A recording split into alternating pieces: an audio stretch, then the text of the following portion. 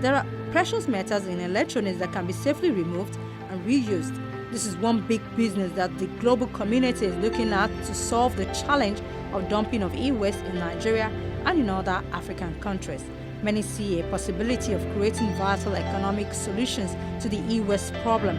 There's a business case for recovering computers, mobile phones, televisions, and other gadgets.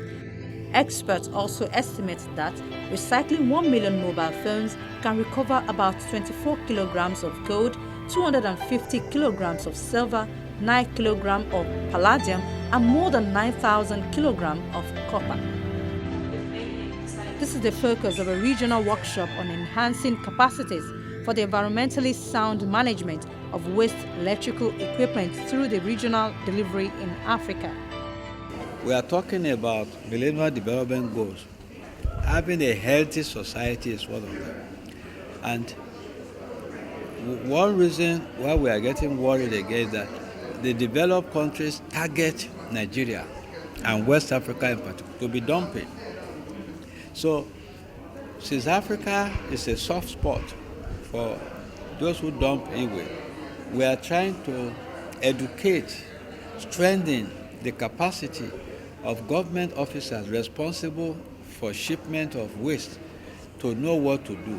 The opportunity is enormous. Even e-waste collection itself can earn you money because there are people who recycle it. If you're just collecting and selling to those ones, you will make your money. If we get another Dangote who is passionate about helping Nigerians, he will establish recycling facility. I will make his money.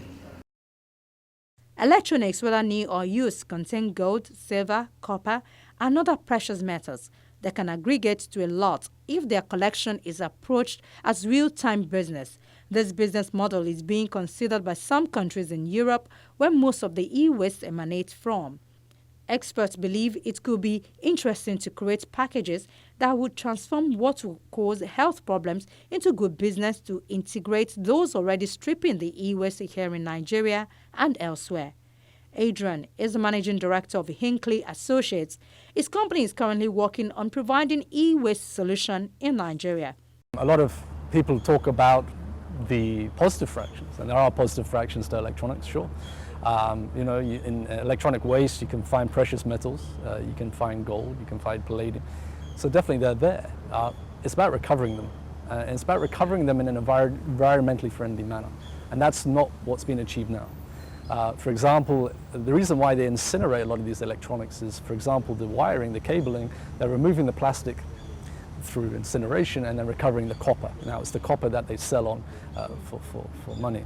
But it's that very process that's causing damage to the environment. So really, what we're trying to implement is a process where we're managing both the positive fractions and the negative fractions, which, to be honest with you, they can cancel each other out. The negative fractions can cancel out the positive fractions, so it's about getting a balance.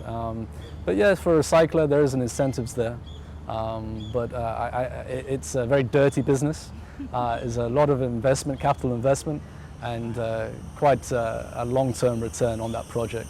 So thankfully, we have a diversified company, and if we were purely relying on recycling, probably it'd be very difficult to be sustainable.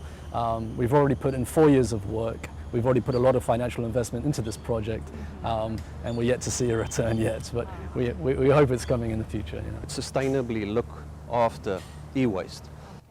Ruben works with HP, and his organization is a member of the E-Waste Solutions Alliance for Africa.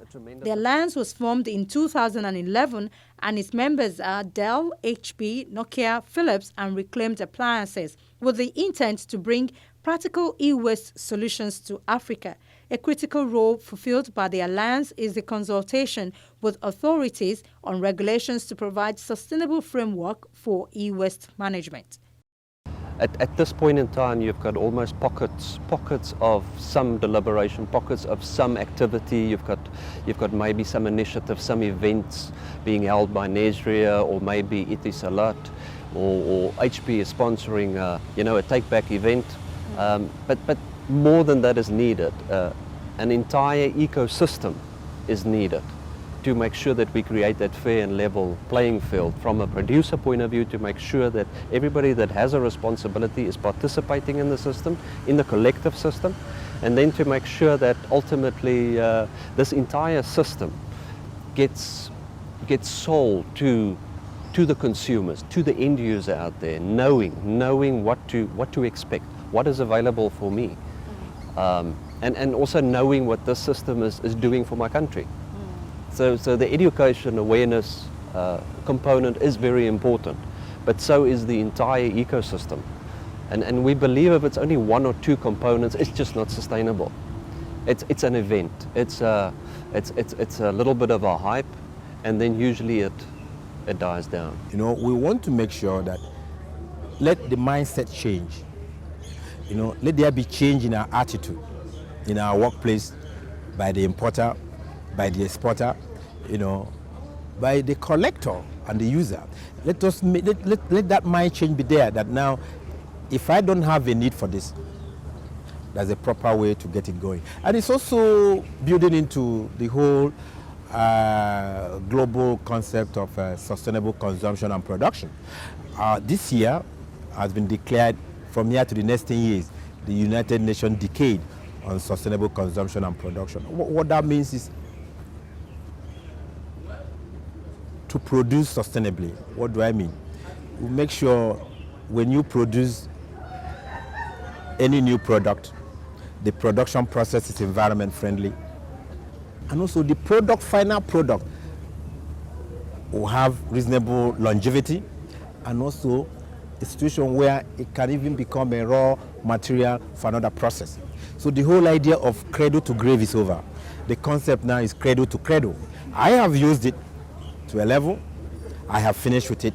It could become the beginning of another process for another company or another user. So in that process, we are creating wealth, we are creating jobs, and at the same time, we are protecting and taking care of our environment.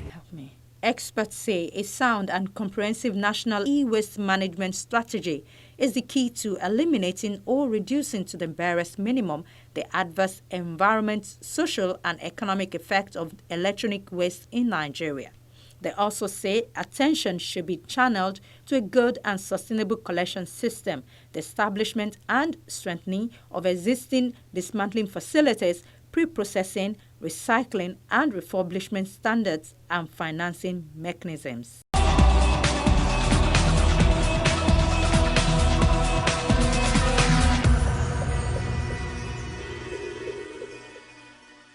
There is gold in waste. Literally, it takes a ton of ore to get 1 gram of gold, but you can get the same amount from recycling the materials in 41 mobile phones. And that is where urban mining plays a significant role for those looking for investment opportunities. Here is one for you. You can help mop up the e-waste around, make some money, and most importantly, help save the environment. Well, that's our program for the day. Do send your comments or questions to our inbox at file@channelstv.com. You can also view the program by visiting our website, channelstv.com/programs, and then click at File. We hope to be back with you next week. From all of us here in Lagos, it's bye for now.